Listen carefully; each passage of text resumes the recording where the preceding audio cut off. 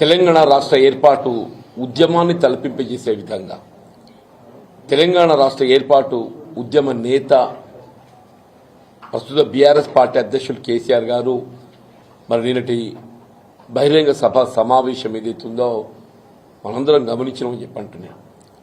మిత్రుడు విద్యాసాగర్ రావు గారు జిల్లా బీఆర్ఎస్ పార్టీ అధ్యక్షులు, మిత్రుడు కొప్పల ఈశ్వర్ గారు మాజీ మంత్రివర్యులు, సోదరి దావ వసంత గారు మాజీ జిల్లా ప్రజా పరిషత్ అధ్యక్షురాలు, అట్లాగే మా మిత్రులు మాజీ శాసనసభ్యులు సుంకె రవిశంకర్ గారు, మిత్రులు లక్ష్మణస్వరరావు గారు, బాపురెడ్డి గారు, హరిచరణరావు గారు, శ్రీకాంత్ గారు, సమావేశంలో పాల్గొంటున్నటువంటి వివిధ హోదాల్లో ఉన్నటువంటి బీఆర్ఎస్ నాయకులు మిత్రులందరూ కూడా చెప్పంటున్నాను. అంటే వాస్తవంగా నిన్నటి కేసీఆర్ గారి యొక్క సభ ఇలా మరొక్కసారి కేసీఆర్ ఆనాటి తెలంగాణ రాష్ట్ర ఏర్పాటు ఉద్యమాన్ని తలపింపజేసిందని చెప్పంటున్నాను. ఇలా రాష్ట్రంలో ఏదైతుందో వారు 2 పర్యాయాలు ముఖ్యమంత్రిగా ఈ రాష్ట్రాన్ని జాతీయ స్థాయిలో అంతర్జాతీయ స్థాయిలో నిలబెట్టినటువంటి ఘనత కేసీఆర్ గారికి దక్కితే ఆనాడు మరి కాంగ్రెస్ పార్టీ మరింత మేలైన ప్రభుత్వం ఇవ్వడం జరుగుతుందనేటువంటి ఒక భావన ఆశల పల్లకిలో ప్రజానీకాన్ని ఊరిగింప చేయడంతో సరే మార్పు చేయడం జరిగింది. ఏ మార్పు అయినా కానీ మంచి కోసం జరగాలి. కానీ జరిగిందేంటి? తిరోగమన చర్యగా మీరు కేసీఆర్ గారి కంటే మెరుగైన పాలన ఇస్తామని చెప్పని మీరు పేర్కొన్నారు. వీళ్ళు జరుగుతుందేంటి? ఇప్పుడే మిత్రులు ఈశ్వర్ గారు చెప్పిండే వీళ్ళు దేశంలోనే ఎక్కడ లేని విధంగా రైతాంగానికి పెట్టుబడి సమకూర్చే విధంగా రైతు బంధు కార్యక్రమాన్ని అమలు చేసి తలబెడితే వీళ్ళు 3 పంటలు కొట్టిండే 3 పంటలు కొట్టి ఈసారి ఏదైతుందో రబీకి సంబంధించి 2వ ఎకరానికి వాళ్ళు ఇస్తా అని చెప్పని పేర్కొంటున్నా చెప్పండి. వీళ్ళ పంటల బీమా పథకం, వీళ్ళ ప్రకృతి వైపరీత్యాలతో పంటలు నష్టపోతే రైతాంగాన్ని ఆదుకోవటానికి కొరకు పంటల బీమా పథకం అమలు చేస్తామని చెప్పాను. దాన్ని ఊసేలేదు. భూమి లేని నిరుపేదలకు ఏదైతుందో ప్రోత్సాహకంగా ఎకరానికి 1000 రూపాయలు ఇస్తామని చెప్పిండ. ఆ ఆలోచన అమలు కార్యక్రమం లేదని చెప్పంటు నేను.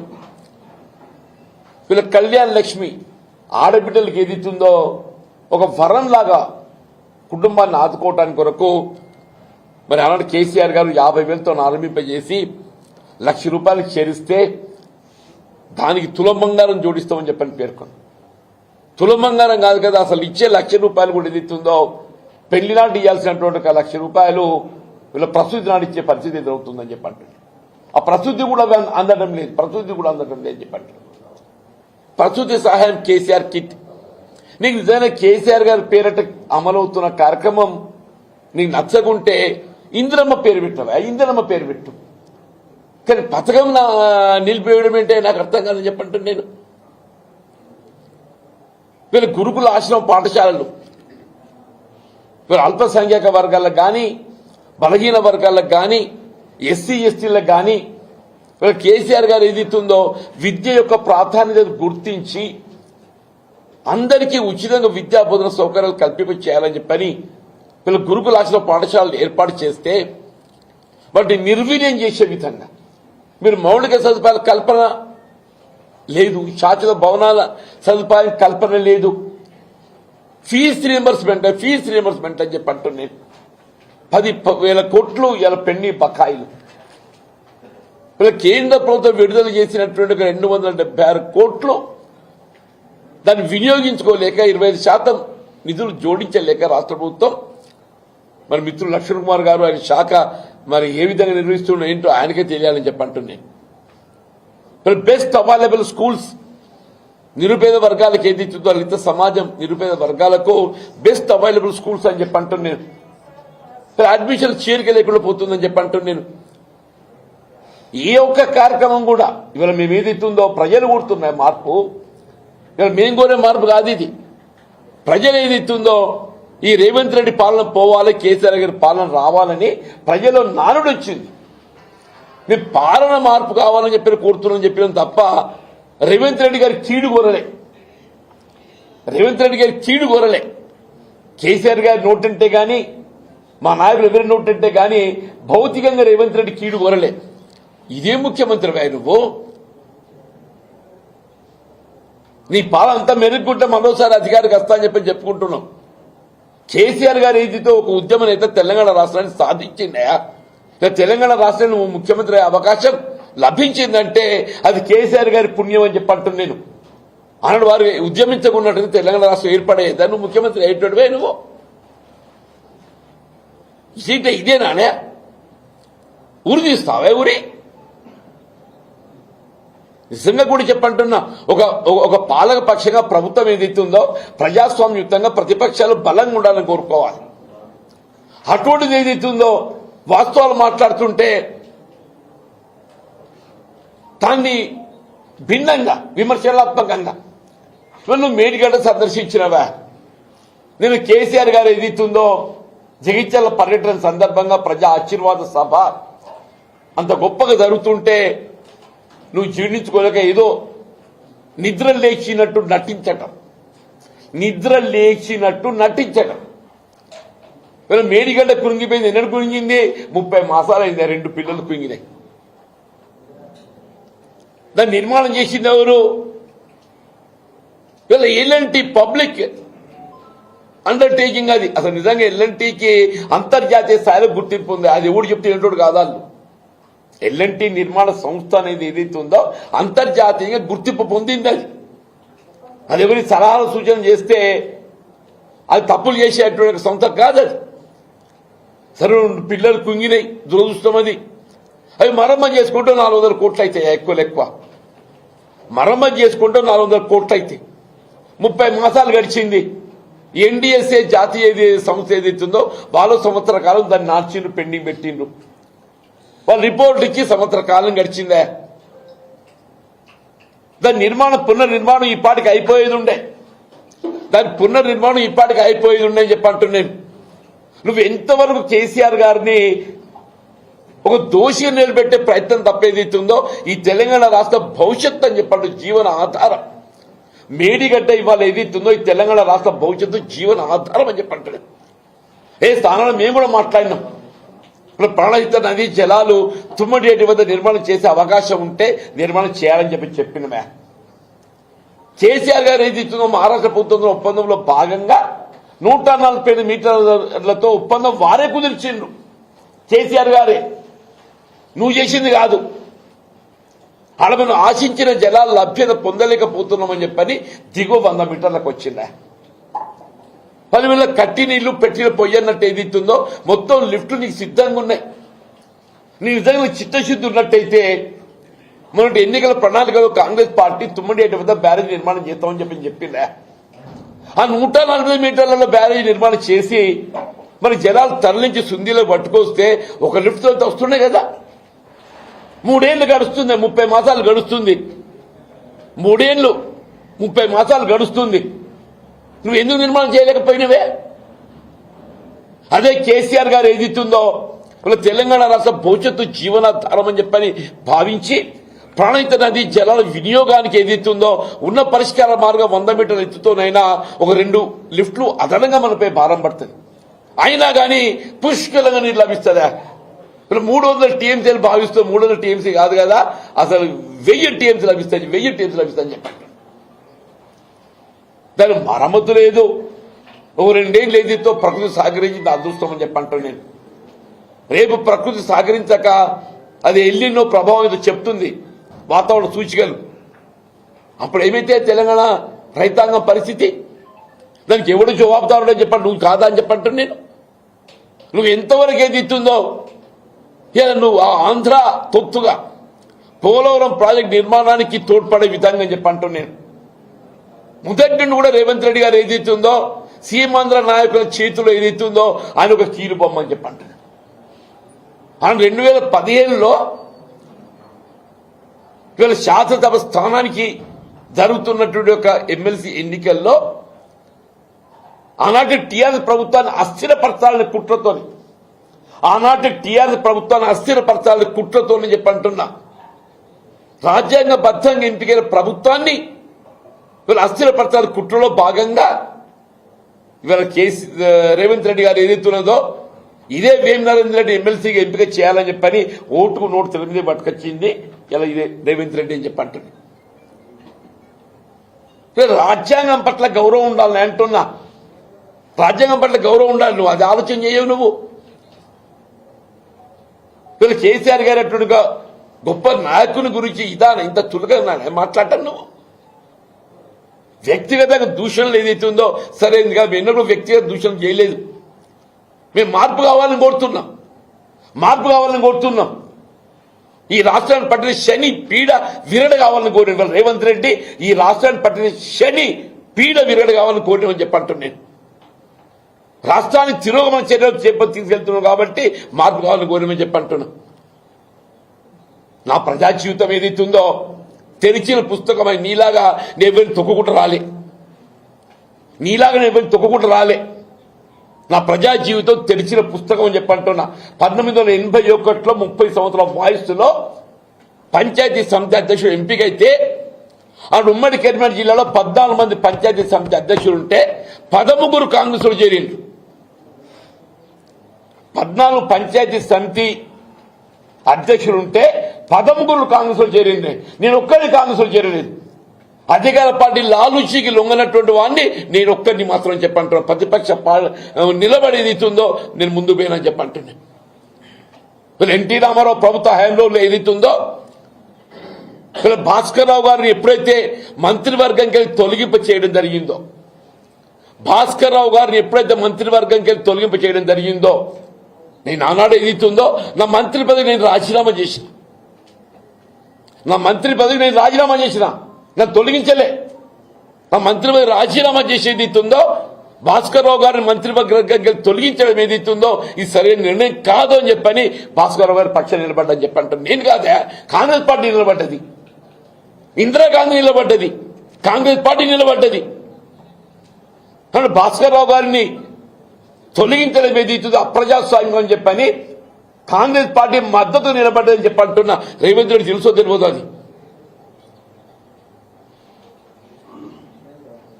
భాస్కర్ రావు గారికి తదుపరి కాలంలో పార్లమెంట్ సభ్యుడిగా అవకాశం కల్పించేది కాంగ్రెస్ పార్టీ. నాదేళ్ల భాస్కర్ రావు గారికి తదుపరి కాలంలో పార్లమెంట్ సభ్య ఖమ్మంకి వెళ్ళేది అవకాశం కల్పించేది కాంగ్రెస్ పార్టీ. నేను చట్టాల గురించి మాట్లాడడం లేదు, రాజ్యాంగం గురించి మాట్లాడడం లేదు. రాజ్యాంగం గురించి మాట్లాడితే 84లో ఏదైతుందో అసలు పార్టీ ప్రేమలో చట్టమే లేదు. 84లో పార్టీ ప్రేమలో చట్టమే లేదు. పార్టీ ప్రేమలో చట్టం అమలులోకి వచ్చింది ఎన్నడూ 85లో వచ్చింది, రాజీవ్ గాంధీ గారు ప్రధానమంత్రి అయిన తర్వాత. అయినప్పటికీ ఏదైతుందో అక్కడ ఉమ్మడి ఆంధ్రప్రదేశ్ శాసనసభ రద్దయిన తర్వాత నవంబర్ 1984 ఉమ్మడి ఆంధ్రప్రదేశ్ శాసనసభ రద్దయింది. రద్దయిన తర్వాత డిసెంబర్లో ఏదైతుందో పార్లమెంట్ ఎన్నికలు వస్తే పెద్ద చొక్కారావు గారు పార్లమెంట్ సభ్యుడిగా కాంగ్రెస్ పార్టీ అభ్యర్థి పోటీ చేస్తే ఏదైతుందో మేమందరం కాంగ్రెస్ పార్టీ మద్దతు తెలిపామని చెప్పంటారు. నీలాగా అప్రజాస్వామికంగా రాజ్యాంగ నిబంధనలు ఉల్లంఘించి కాదు, రాజ్యాంగం పట్ల గౌరవం ఉన్నటువంటి ఒక నిబద్ధత గల నాయకుడిగా మా ప్రజా జీవితం కొనసాగిందని చెప్పంటున్నా. మేము ఆనాడైనా ఈనాడైనా ఎన్నడైనా రాజ్యాంగ నిబంధనలు కట్టుబడి మా ప్రయాణం కొనసాగిందని చెప్పంటున్నా. 2014లో నేను ఒకే ఒక్క శాసనసభ్యున్నాయా. మొత్తం 3 ఉమ్మడి జిల్లాలలో కరీంనగర్, నిజామాబాద్, ఆదిలాబాద్ ఉమ్మడి జిల్లాలలో ఎంపికైన ఒక సభ్యుడు విఠల్ రెడ్డి గారు బీఆర్ఎస్ లో చేరితే నేను ఒకే ఒక్కరిని మిగిలినని చెప్పంటున్నాను.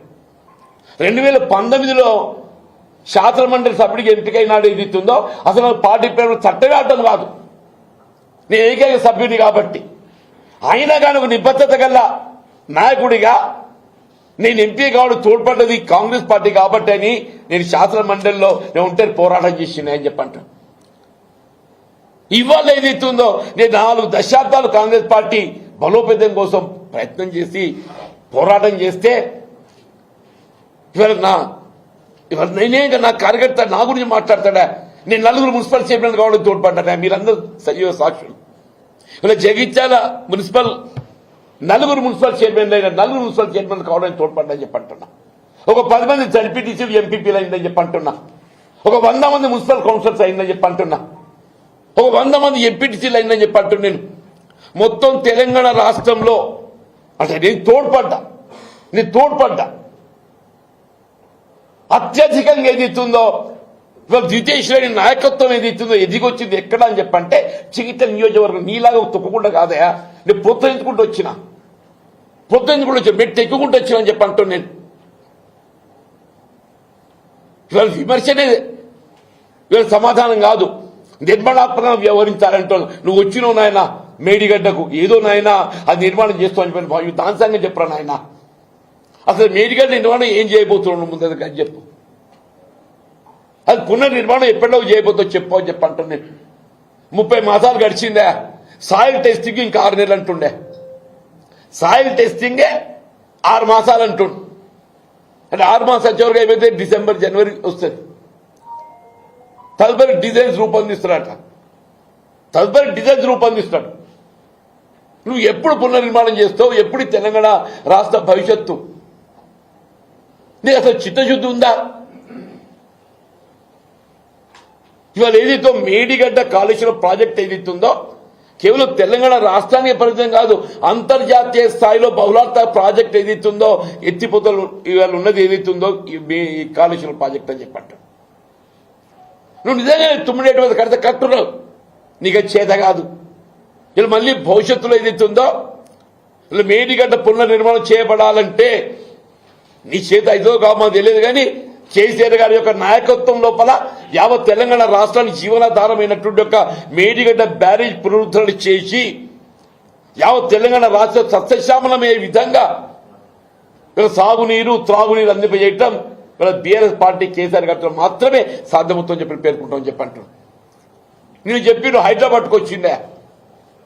హైడ్రా అంటే ఏదైతుందో ఎవడైనా చెరువులు ఆక్రమించి ఉన్నోడు భవనాలు నిర్మాణం చేసే వాని తొలగించవా? వాని జోలికి ఓడు, ఎవడు గరీబ్ ఓడున్నాడు వాని జోలికి పోతాడని చెప్పి అంటున్నాను. వీళ్ళు మూసి ప్రక్షాళన చేయరు నాయన, మూసి ప్రక్షాళన చేయి. ఆ మూసి ప్రక్షాళన మాట్లాడాడు. మూసి సుందరీకరణ ఎవడికి కావాలనే? మూసి ప్రక్షాళన కావాలి. ప్రక్షాళన చేయు అని చెప్పి అంటున్నాం. సీవరేజ్ ట్రీట్మెంట్ ప్లాంట్లు పెట్టు అని చెప్పి అంటున్నాం. అది చేయడు. ఎంతవరకు ప్రజాపాలన? ఎక్కడ నీ ప్రజాపాలన? వీళ్ళ ప్రజాపాలన అనే నెపంతో ప్రజానీకాన్ని వంచే ప్రయత్నం చేస్తుంది. ప్రజాపాలన అనే నెపంతో ప్రజానీకాన్ని వంచే ప్రయత్నం చేస్తున్నాడని చెప్పి అంటున్నాం. వీళ్ళు మహిళలకు ఏది ఇచ్చిందో ఉచిత రవాణా సౌకర్యం సంతోషం, మీ వెల్కమ్ ఇట్. మరి రాష్ట్ర రోడ్డు రవాణా సంస్థ కార్మికులు ఏదైతే ఉందో రేపు మరి సమ్మెపాట ఎందుకు పోతున్నాయా? రాష్ట్ర రోడ్డు రవాణా సంస్థ కార్మికులు ఏదైతే ఉందో ఈ అర్ధరాత్రి నుండి ఏదైతే ఉందో సమ్మెకు పోబోతున్నారు. అన్నాడు కేసీఆర్ గారు ఏదైతున్నదో రాష్ట్ర రోడ్డు రవాణా సంస్థలో ప్రభుత్వం విలీనం చేసుకొని ప్రభుత్వ ఉద్యోగస్తులతో సమానంగా వాళ్ళ వేత భత్యాలు పీఆర్సీ కల్పిస్తా అని చెప్పాను అన్నాడే. రిటైర్మెంట్ బెనిఫిట్స్ ఇస్తా అని చెప్పాను అన్నాడు. ఏమైందే? ఉచిత విద్యుత్తు పాపం ఆర్టిజాన్స్ అని చెప్పి అంటున్నా. అసలు ఉచిత విద్యుత్తు రాష్ట్రంలో అమలవుతుందంటే క్షేత్రస్థాయిలో దాన్ని అమలు చేసేది ఎవరు? ఆర్టిజాన్స్ అని చెప్పి అంటున్నా. వాళ్ళు సమ్మెబాట పట్టిండ్రు. మన విద్యుత్ ఉత్పాదన ప్రాజెక్ట్ నిర్మాణానికి తోడ్పడుతుంది మన సింగరేణి బొగ్గుగని కార్మికులు అని చెప్పి అంటున్నాను. సింగరేణి బొగ్గుగని కార్మికులు అని చెప్పి అంటున్నాను. సింగరేణి బొగ్గుగని కార్మికులకు ఏది ఇస్తుందో వాళ్ళకు కల్పిస్తా అన్నటువంటి ఒక రిటైర్మెంట్, వాళ్ళకు కంపల్సరీ అపాయింట్మెంట్ ఏది లేదు. చివరి కాంట్రాక్ట్ అవుట్ సోర్సింగ్ ఉద్యోగస్తులు కూడా ఇది ఉంటుందో ఊడుతుందో అని చెప్పంటున్నాం. ఇలా కాంట్రాక్ట్ అవుట్ సోర్సింగ్ ఉద్యోగస్తులు కూడా అభద్రతతోని చివరి మన శాంతి భద్రతలు పర్యవేక్షించేటట్టుగా హోంగార్డ్, మన శాంతి భద్రతలు పర్యవేక్షించేటట్టుగా హోంగార్డ్స్ అని చెప్పంటారు. పాపం పిల్లలను ఆలోచన చేస్తున్నావు వాళ్ళ గురించి. వాళ్ళు వైద్య సదుపాయాలు కల్పించాలి, వాళ్ళు కంపల్సరీ అపాయింట్మెంట్ ఇవ్వాలి. అంగన్వాడీ ఆయాలు ఉన్నారు.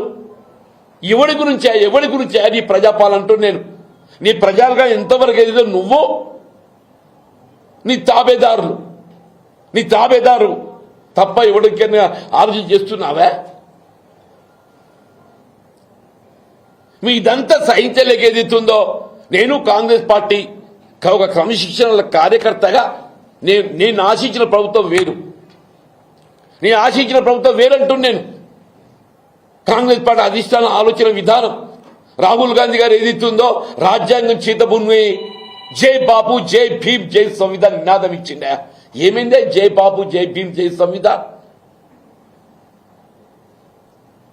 రాహుల్ గాంధీ గారికి తెలంగాణ రాష్ట్రం ఏమవుతుందో కనబడతలేదా? రాహుల్ గాంధీ గారికి తెలంగాణ ఏమవుతుందో కనబడతలేదా? తెలంగాణ రాష్ట్రానికి రాజ్యాంగ నిబంధనలు వర్తించాయా? జీవన్ రెడ్డి గారికి 14 సార్లు టికెట్ ఇచ్చిన నాకు ఇది కథ గమ్ముతుందిరా, నాకు సమర్థత లేకుండా టికెట్ ఇచ్చిన అవే, నాకు ఎన్నికల పోటీకి సమర్థత లేకుండా టికెట్ ఇస్తారు ఎవడన్నా? నేను చెప్పింది, నేను 2 సార్లు ఏదైతే కేసీఆర్ గారు తెలంగాణ రాష్ట్ర ఏర్పాటు ఉద్యమం జాగృతి చేయడానికి కొరకు ఏదైతుందో వారు పదవులు త్యాగం చేసి ఎన్నికలు పోటీ చేస్తే నలుగురు కమిటీలు పెట్టిండు. అక్కడ అసలు చెల్లించిన వీకినాడు, ఎక్కడో వీకినాడు. మొన్నటి ఎన్నిక మత ఓటు డివిజన్ అనేది ఏదైతుందో మతతత్వంతో డివిజన్ అయితే నీకు పోటీ చేయడానికి మనకు అవకాశం ఇచ్చారు. 96 ఉప ఎన్నిక ఏదైతుందో మొత్తం దేశంలోనే ఒక ప్రతిపక్ష పార్టీ అభ్యర్థి 73% ఓట్ ఐ గాట్ పోల్డ్. నీలాగా కాదయా నేను ఎమ్మెల్సీ గెలిచిన అని చెప్పంటే రాజకీయాలకు అతీతంగా చెప్పంటూ రాజకీయాలకు అతీతంగా ఆయన మొత్తం శాసన మండలి పరిధిలో ఇద్దరిద్దరు ఎమ్మెల్యేలే. కానీ ఇవాళ 20 మంది ఎమ్మెల్యేలు పెట్టుకొని ఇదే రేవంత్ రెడ్డి గారు కాలుకు బల్పం కట్టుకొని మొత్తం జిల్లాలు తిరిగిండా. ఎందుకు గెలిపేది మన శాసన మండలి?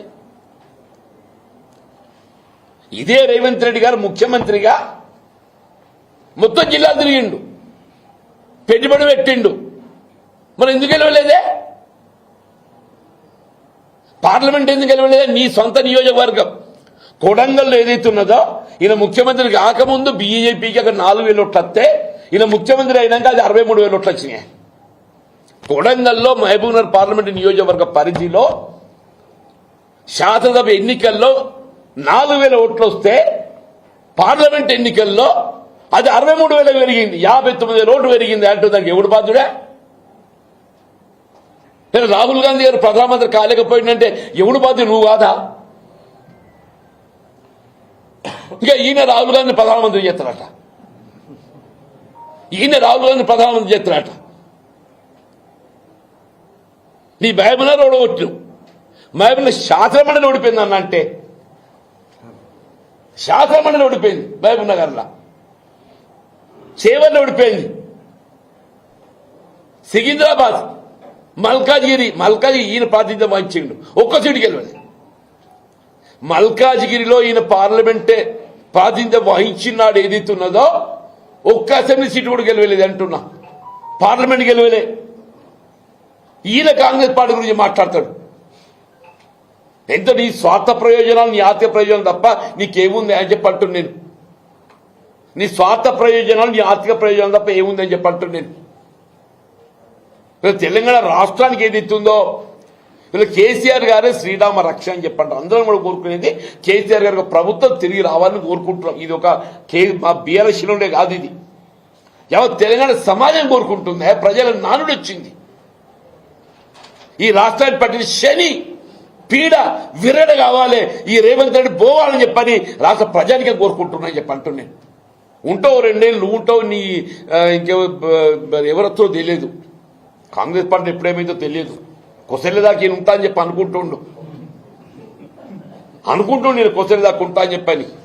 కానీ అధిష్టానం గమనిస్తుంది. ఈయన ఇప్పుడే పోయేదైతే బీజేపీ దానిలో చేరిండు. ఎందుకు నడమ ఉన్నాడుగా చంద్రబాబు నాయుడు గారు, నడమ రాయబారి వారది ఉన్నాడు. ఈయనకున్న ఎన్డీఏ ప్రభుత్వం మధ్య బీజేపీ మధ్య ఏదైతుందో వారది చంద్రబాబు నాయుడు ఉన్నాడు. ఈయన అనుకుంటున్నాడు చంద్రబాబు నాయుడు కాపాడతాడని చెప్పాను.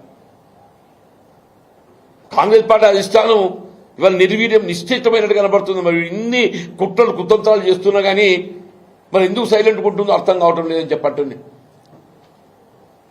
రాష్ట్రంలో కాంగ్రెస్ పార్టీ సుస్థిరంగా ఉన్నది, 66 స్థానాలు ఉన్నాయి. నీకెందుకే మళ్ళీ ఇంకా కొత్త సభ్యులు? నీ సభ్యుల మీద నీకు నమ్మకం లేదా?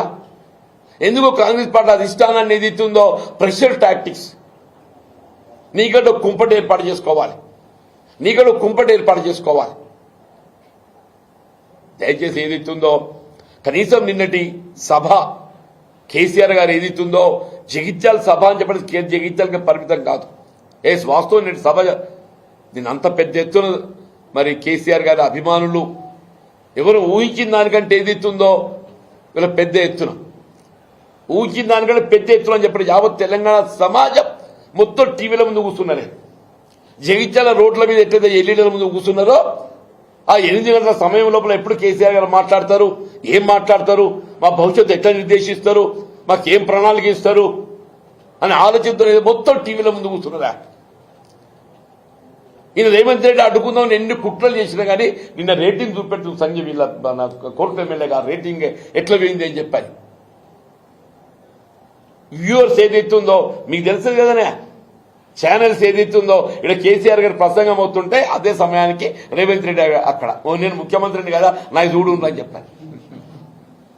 సూచనుడు కావాలి కదా.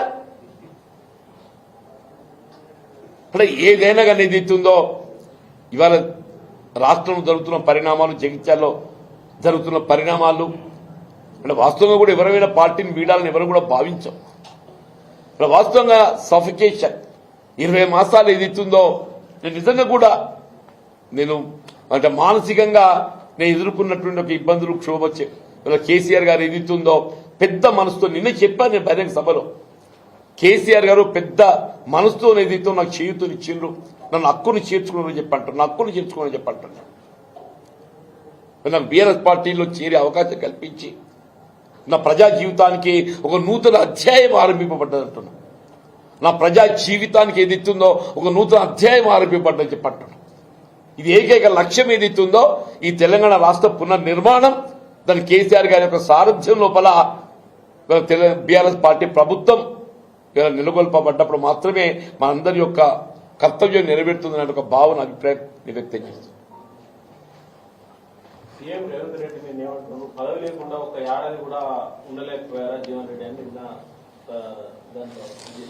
అంటే నా అసలు నేను చెప్పిన నా రాజకీయ జీవితం తెరిచిన పుస్తకం. నేను 94కి వెళ్ళి 2004 దాకా పదవి లేకుంటున్నాను. ఒక్క నిమిషం, 94కి వెళ్ళి 2004 దాకా పదవి లేకుంటున్నా. 2014 నుంచి ఏదైతే ఉందో 23 దాకా పదవి లేకుండా ఎన్నప్పుడు పదవి కాదు, శాసన మండలి సభ్యత్వం కూడా ఏదైతుందో రాజకీయాలకు అతీతంగా నాకు అవకాశం వచ్చింది. నాకు నిజంగానే పదవి కావాలని కోరుకున్నట్టయితే ఇప్పుడే చెప్పాను నేను, నాకు పార్టీ ఫిరాయింపు చట్టం కూడా అడ్డు లేకుండే. 2019లో నీ ఏకైక శాసన మండలి సభ్యుని కాబట్టి నాకు పదవి లేకుండా కూడా పార్టీ ఫిరాయింపు చట్టం నాకు అడ్డు లేకుండే. వీళ్ళ పదవి కాదు, వాళ్ళకి పదవి వస్తలేదు. ఇక్కడ కేసీఆర్ గారు ఏదైతుందో నాకు పోరాట లక్ష్యం అని చెప్పడం, వీళ్ళ ప్రజాక్షేత్రం లోపల ఏదైతుందో ప్రజల పక్షాన నిలబడి పోరాటం చేసేటువంటి ఒక బాధ్యత చెప్పంటున్నా. ఇది పదవి కాదు. అందరం కూడా మీరు 2 ఏళ్ళు రోడ్ల మీదనే ఉండాలి. పదవుల కోసం వెంపర్లాడేది రేవంత్ రెడ్డి. ఆయన ఎవరు వేం నరేందర్ రెడ్డి ఏం సేవ చేసిందే కాంగ్రెస్ పార్టీకి? వేం నరేందర్ రెడ్డి అనే అతడు ఏదైతుందో కాంగ్రెస్ పార్టీకి ఏం సేవ చేసిందని చెప్పట్టు నేను. ఇవాళ రేవంత్ రెడ్డి గారికి ఒక వ్యక్తిగత సహాయకుడు, ఆ చిన్నారెడ్డి గారికి ఇచ్చేది ఉంటే నేను అడగలే రాజ్యసభ. మీకు తెలుసో తెలియదు నాయన, నేను ప్రభుత్వం ఏర్పడ్డ నాడు కూడా నాకు మంత్రి పదవి కావాలని చెప్పి నేను ఢిల్లీ పోలే. రాష్ట్రంలో కాంగ్రెస్ ప్రభుత్వం ఏర్పడ్డ నాడు కూడా ఎవరైనా మంత్రి పదవి కావాలని చెప్పారంటే కాంగ్రెస్ పార్టీ అధిష్టానం ఢిల్లీలో ఉంటుంది కదా, నేను పోలే ఢిల్లీకి. పిసిసి అధ్యక్ష పదవి కొరకు కూడా నేను ఢిల్లీ పోలే. పిసిసి అధ్యక్ష పదవి నా పేరు ప్రకటింపబడి ఇదే పెట్టుబడిదారుల కుట్రతో ఎప్పుడైతే అది నిలిపివేయబడడం జరిగిందో నేను మళ్ళీ ప్రయత్నంలో భాగంగా నాకు కావాలని చెప్పి నేను ఢిల్లీ పోలే. వీళ్ళ అవకాశాలు ఏదైతుందో సమర్థతతో వస్తాయని అనుకోండి, నేను అవకాశాలు సమర్థతతో వస్తాయని అనుకున్నా. కానీ కుట్రపూరితంగా ఏదైతుందో ఇలా రేవంత్ రెడ్డి గారు లాంటి వాళ్ళు ఏదైతుందో ఇవాళ పదవుల కోసం కాదులని ఆయన ఆత్మగౌరవం లేకుండా చేసిండు. ఇవాళ ఆత్మగౌరవం ఆత్మ అభిమానం కొరకు ఏదైతుందో నేను బయటకు వచ్చినా చెప్పండి. నాకు ఆత్మ గౌరవం ఆత్మ అభిమానం ప్రధానం అని చెప్పి అంటున్నా. పదవులు కాదు. పదవుల వెంపర్లాట రేవంత్ రెడ్డి కుట్టానే. తెలుగుదేశం పార్టీ ఇలా తెలంగాణ రాష్ట్రం అధికారం రావటం సాధ్యం కాదు, అది తెలుసు. ఏం చేయాలి అధికారం రావాలంటే ఓ స్కెచ్ గీసిండు ఎవరు, చంద్రబాబు నాయుడు గారు. ఆయననే ఇంకో ఈయన తొమ్మ చూపెట్టాడు. ఇంకో నువ్వు ఈ బాట ఓరా నాయన. ఎవడైనా ఎమ్మెల్యే రాజీనామా చేస్తే ఎవరికి ఇస్తారా? స్పీకర్కి ఇస్తాను. ఎవరికి ఇవ్వాలి? ఈయన ఎవరికి ఇచ్చిండు? చంద్రబాబు నాయుడికి ఇచ్చి ఆయన మంచిగా దాన్ని భద్రంగా ఫ్రిడ్జ్లో తాళం వేసి పెట్టిండు. ఇవాళ టీడీపీ శాసనసభ్యుడిగా శాసనసభలో కొనసాగుతూ Congress party organisation working president. ఇగో ఇది చూడండి. ఈయన శాసనసభ సభ్యత్వం ఆమోదింపబడలేదు. స్పీకర్ గారికి దాన్ని ప్రతిపాదించలేదు, రెఫర్ చేయలేదు.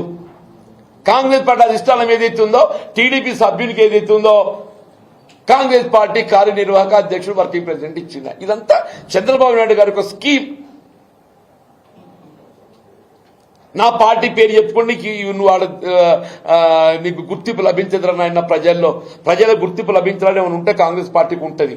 కేసీఆర్ గారు ఉద్యమ నాయకుడు, ఏదైనా ఉద్యమ ప్రదాత ఇచ్చిందని చెప్పి అనుకుంటే గుర్తిస్తే సోనియా గాంధీ గుర్తిస్తారు. నువ్వు ఇక్కడికి కాదు అక్కడ పోరా అని చెప్పని స్కెచ్ గీసి ఇదివా. అదే స్కెచ్ నడుస్తుంది. పదవుల వెంపర్లాట నాకు కాదు, రేవంత్ రెడ్డికి. ఆయనే చెప్తాడు ఎప్పుడు నేను తొక్కుకుంటూ వచ్చినా అని చెప్పని. నేను ఎవరిని దొక్కలే, నాకు తెలిసిన పుస్తకం అని చెప్పి అంటున్నాను. నేను చెప్పిన 4 మున్సిపల్ చైర్మన్లు కావడానికి నేను తోడ్పడ్డా అని చెప్పని. ఆయన ఎంతమంది మున్సిపల్ చైర్మన్ చేసిండే? అయ్యో, నా జగిత్యాల నియోజకవర్గం లోపల ఏదైతుందో 4 మున్సిపల్ చైర్మన్లు కావడానికి నేను తోడ్పడ్డా. ఓ 10 మంది ఎంపీలు దరిపిడిలు కావడానికి తోడ్పడ్డా. ఓ 100 మంది ఎంపీలు కావడానికి తోడ్పడ్డా. ఓ 10 మంది కౌన్సిలర్ కావడానికి తోడ్పడ్డా. నువ్వు ఎంతమంది చేసినవే? మైక్ ఉంది కదా, మాట్లాడడానికి అయిపోతుందా? మైక్ కూడా ఎవడు ఏదైనా మాట్లాడతానంటుంది ఇప్పుడు రేవంత్ రెడ్డి కథ. Thank you.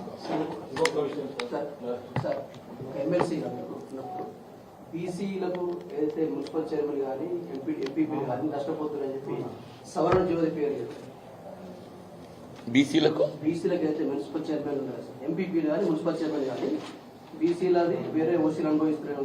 సవరణ జ్యోతి పేరు గవర్నమెంట్ ఒక ముఖ్యమంత్రి స్థాయిలో వ్యక్తి 317 జీవో ఆర్థిక పరంగా ఎందుకు తీరిపోయినపోతున్నాడు?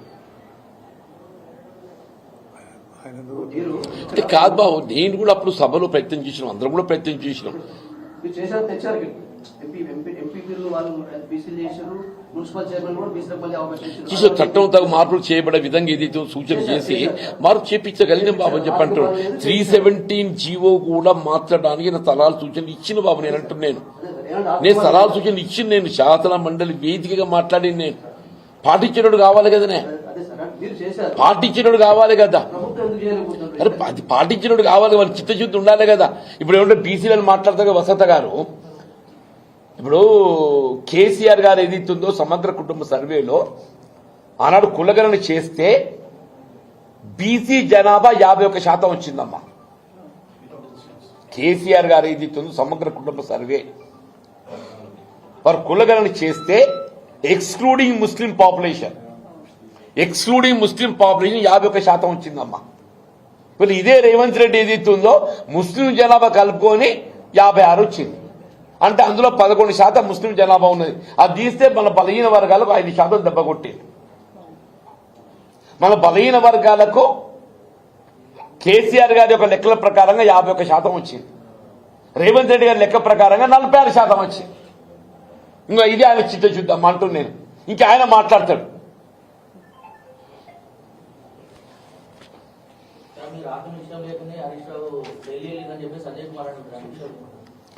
ఆయన సంజయ్ తెలిసి మాట. ఇప్పుడు కేసీఆర్ గారు ఎవరెవరికి ఏ బాధ్యతలు అప్పగిస్తారో ఆ బాధ్యత నిర్వర్తిస్తారా? హరీష్ రావు గారికి ఏదైతుందో వీళ్ళు ఇదే పార్టీ ఫిరాయింపులకు సంబంధించిన అంశం ఏదైతుందో రేపు హైకోర్టులో వాదన రాబోతుంది. ఆ అంశం పైన ఇతర న్యాయ సంబంధించిన అంశాలపై చర్చ మీరందరూ పేపర్ చదివిన కాదా ఇవి వినోద్ కుమార్ గారు కనపడలేదా ఇవన్నీ పేపర్ చదివింది ఇవాళ మొత్తం పేపర్లు వచ్చింది. హరీష్ రావు గారు స్వయంగా ఏది ఇస్తుందో జగిత్యాల సభాస్థలి పర్యవేక్షించి వారి సలహాలు సూచనలు కేసీఆర్ గారి యొక్క సభ అంటే ఏ విధంగా ఉండాలి, ఎట్లుండాలి, సభ్యులు ఎట్లకెళ్ళి రావాలి, ఎట్లకెళ్ళి పోవాలి, మైక్ సిస్టమ్ ఎట్లుండాలి, ఎల్ఈడి సిస్టమ్ ఎట్లుండాలి అని మొత్తం అనుభవాన్ని జోడించి ఏదైతుందో ఇదే విద్యాసాగర్ రావు గారు మన కొప్పులీశ్వరన్న వసంత గారు అందరూ ఏదైతుందో మొత్తం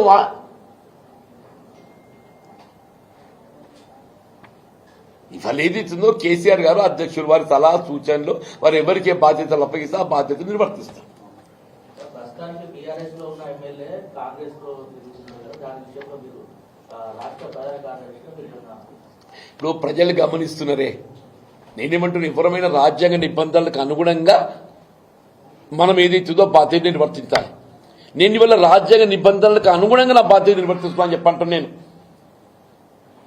ఆనాడు ఏదైతుందో శాసనసభ రద్దయిన తర్వాత, ఇట్ వాజ్ 1984, శాసనసభ రద్దయిన తర్వాత ఒక పౌరుడిగా ఏదైతుందో స్వేచ్ఛ నాకు ఉంది కాబట్టి నేను కాంగ్రెస్ పార్టీలో చేయండి.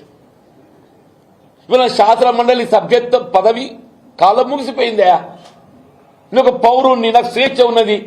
కాంగ్రెస్ పార్టీ విధానాలు ఏదైతుందో నీ ఆశించిన విధంగా కొనసాగుతలేవు. వీళ్ళ కాంగ్రెస్ పార్టీ అధిష్టానం ఏదైతుందో రాష్ట్ర పార్టీపై పట్టు కోల్పోయింది. రేవంత్ రెడ్డి ఏదైతుందో ఇదో ప్రైవేట్ లిమిటెడ్ కంపెనీ చేసింది. రేవంత్ రెడ్డి ఇవాళ రాష్ట్రంలో కొనసాగుతున్న ప్రభుత్వం ఏదైతుందో ప్రైవేట్ లిమిటెడ్ కంపెనీ. నేను ఆ ప్రైవేట్ లిమిటెడ్ కంపెనీలో చేరడం ఏదైతుందో నాకు ఇష్టం లేదు. నాకు స్వేచ్ఛ ఉంది పౌరుడిగా. తెలంగాణ రాష్ట్ర పునర్నిర్మాణం కొరకు ఏదైతుందో ఒక ఉద్యమ నేత కేసీఆర్ గారు, తెలంగాణ రాష్ట్ర సాధకుడు, ఆయనతో కలిసి పనిచేసే అవకాశం నిజంగా మేము ప్రత్యర్థి పోటీ చేసుకున్నాం ఇద్దరం. అయినా కానీ ఏదైతుందో ఆయన పెద్ద మనసుతోని నేను హక్కులు నాకు అవకాశం ఇచ్చింది. ఇంకా ఇంతకంటే ఏం కావాలనే? నేను రాజ్యాంగ ఉన్నది. ఆయన ఇప్పుడు సంజయ్ గారు బీజీ వెళ్ళాలి. ఆయన అమ్మ వసంత గారు చెప్పింది కదా, ఆయన ఎక్కడుండు ఏ పార్టీ ఉన్నది లేదని చెప్పారు. ఆయన గురించి మాట్లాడితే కూడా తక్కువనవుతుందా? రోజు ఒక్కసారి రేవంత్ రెడ్డి గారు, ఈ మా ఎమ్మెల్యే గారు, జగిత్యాల ఎమ్మెల్యే గారు ఆ రాజ్యాంగ పుటలు చదువుకోరు నాయన. 10th షెడ్యూల్ చదువుకో ఏం చెప్తుందో. అభివృద్ధి అంటే మరి పార్టీ ఫిరాయిస్తే అభివృద్ధి అని చెప్పి అనుకుంటే నువ్వు ముందు పోయి రేవంత్ రెడ్డి చెప్పు, ఆ బీజేపీలో కలవమని చెప్పాలి. నువ్వు నీ నియోజకవర్గ అభివృద్ధి కొరకు ఏది ఇస్తుందో ముఖ్యమంత్రి గారితో కలిసి ప్రయాణం చేస్తూ అని చెప్పి చెప్తున్నావు కదా. రేవంత్ రెడ్డి గారికి ఏది ఇస్తుందో తెలంగాణ అభివృద్ధి పట్ల చిత్తశుద్ధి ఉందా లేదా? రేవంత్ రెడ్డి గారికి తెలంగాణ అభివృద్ధి పట్ల చిత్తశుద్ధి ఉందా లేదా? నిజంగా తెలంగాణ అభివృద్ధి పట్ల చిత్తశుద్ధి ఉండి ఉన్నట్టయితే నీ ఆలోచనకు అనుగుణంగా అధికార పార్టీతో కలిసి ప్రయాణం చేస్తేనే అభివృద్ధి అవుతుందని చెప్పి భావించినట్టయితే ఇక నేనేం చేయాలి? రేవంత్ రెడ్డి గారు పోయి మోడీ సంఘాల దొర్రాలి, పోయి మోడీ సంఘాల దొర్రాలి. ఈ సొత్తులో మరి అది కూడా ఆశ్చర్యం లేదు, అది కూడా ఆశ్చర్యం లేదు. Thank you. అందరు మిత్రులందరికీ భోజనం అరేంజ్ చేసినాం. భోజనం చేసుకోవాల్సిందిగా మీడియా మిత్రులు